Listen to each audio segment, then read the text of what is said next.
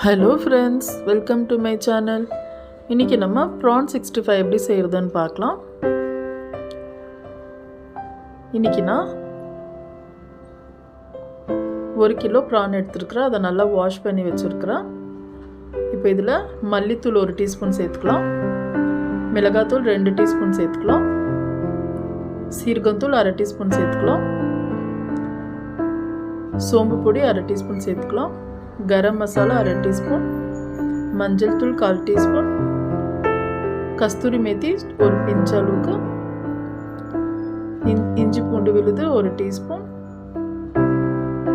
உப்பு தேவையான அளவு. இப்போ கார்ன்ஃப்ளவர் எடுத்துருக்கிறேன் 2 டேபிள் ஸ்பூன். அதில் பாதி சேர்த்து பாதி வைக்கிறேன், அப்புறமா தேவைப்பட்டா சேர்த்துக்கிறேன்.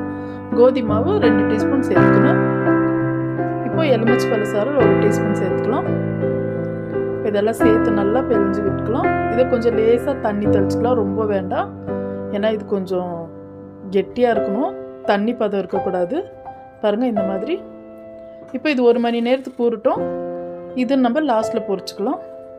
இப்போது பேனில் எண்ணெய் சூடாக இருக்குது. மிதமான சூடில் வச்சு நம்ம ஒன்றா ப்ரான் சேர்த்துக்கலாம். இப்போது லேசாக கொஞ்சம் திருப்பி விட்டுக்கலாம். நம்மளுக்கு ப்ரான் சீக்கிரம் வெந்துடும். போட்டு ஒரு 5 நிமிஷத்துக்குள்ளவே வெந்துடும் நம்மளுக்கு. பாருங்கள், நம்ம இறாலெல்லாம் நல்லா வெந்துடுச்சு, நல்லா மொறுன்னு.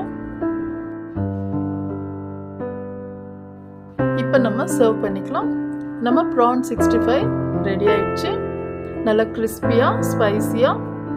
இதை சாப்பிட்றதுக்கு நம்ம ஹோட்டல் தான் போகணும்னு இல்லை, வீட்லேயே சட்டுன்னு செஞ்சிடலாம்.